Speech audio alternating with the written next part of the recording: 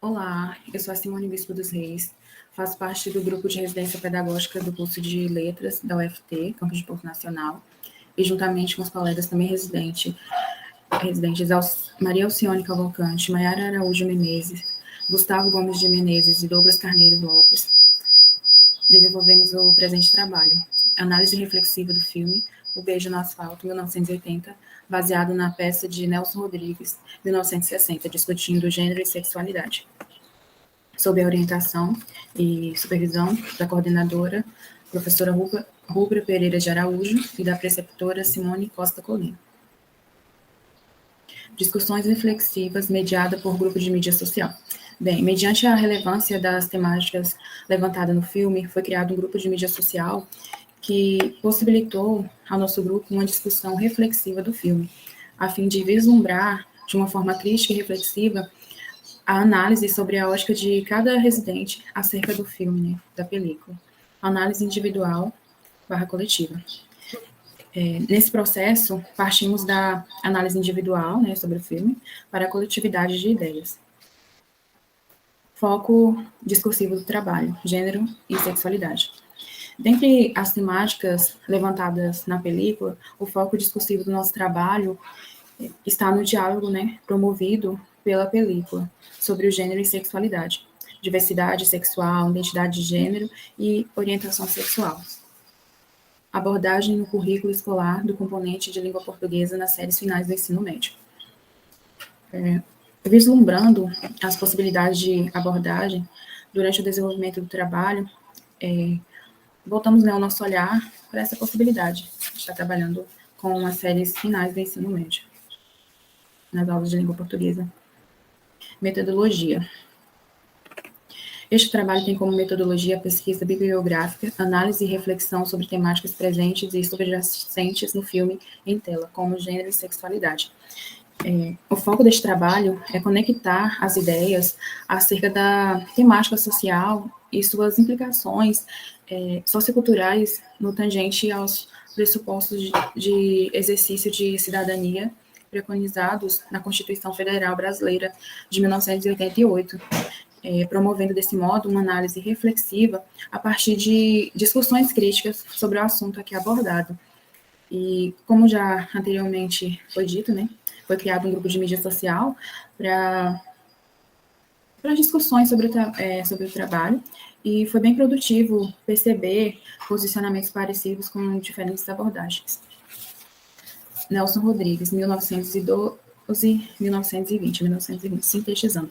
Segundo a biblioteconomista, professora e biógrafa Diva Frazão, 2020, Nelson Rodrigues nasceu no dia 23 de agosto de 1912, em Pernambuco, cidade de Recife, sendo ele o quinto dos 14 filhos de Maria Esté e Mário Rodrigues, e faleceu no Rio de Janeiro no dia 21 de dezembro de 1980. Considerado um importante dramaturgo brasileiro, foi também escritor e jornalista, trabalhou como redator policial por longos anos. A experiência como repórter policial serviu como base para suas peças a respeito da sociedade. Sua carreira foi marcada por críticas em decorrência da recorrente especulação da vida cotidiana do subúrbio carioca, evidenciando espaço para discussões acerca de crimes e diálogos repletos de tragédia e humor. Filme O Beijo no Asfalto, 1980. O filme O Beijo no Asfalto retrata o resultado do preconceito e da não aceitação da sexualidade. O Arandi é um personagem que sofre injúria, calúnia, por demonstrar uma empatia por uma pessoa do mesmo sexo. E com isso, o mesmo foi perseguido, perdeu a família, emprego e, por fim, a própria vida.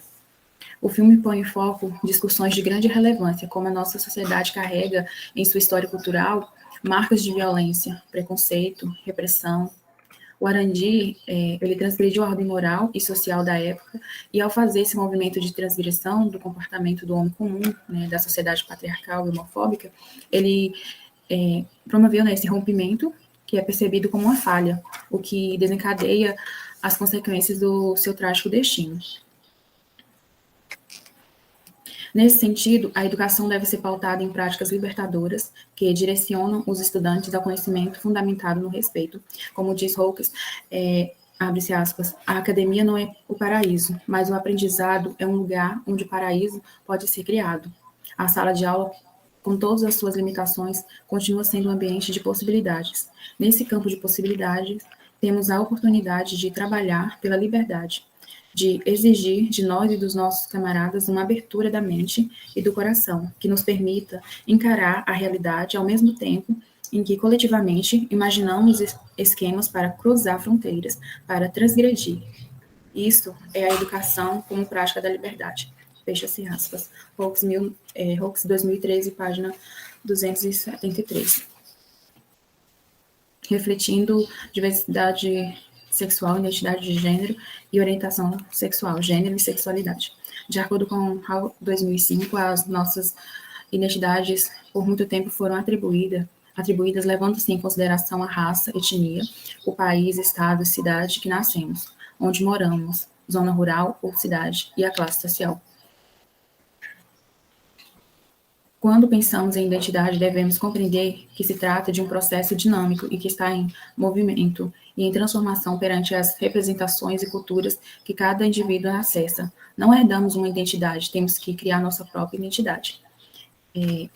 Abre-se aspas, né, ainda segundo Hawkes, 2005, o sujeito assume identidades diferentes em diferentes momentos, identidades que não são unificadas ao redor de um eu coerente. Dentro de nós, há identidades contraditórias, empurrando em diferentes direções, de tal modo que nossas identificações estão sendo continuamente deslocadas. Fecha-se aspas. Hawkes 2005, página 13.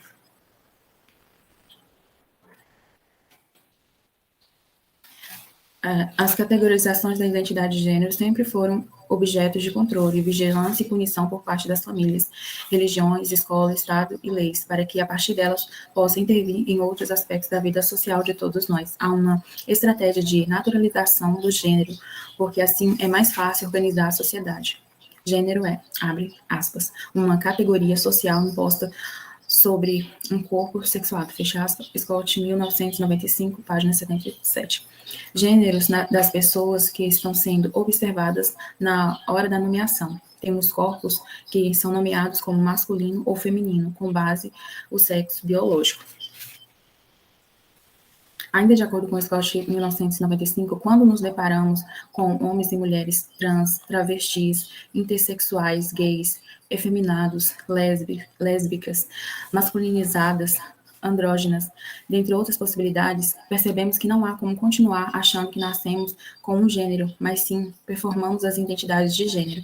Dessa forma, os gêneros são construídos performaticamente e nos leva à ideia que o gênero está para além do corpo. Ele se estabelece nas relações sociais a partir de pertencimentos.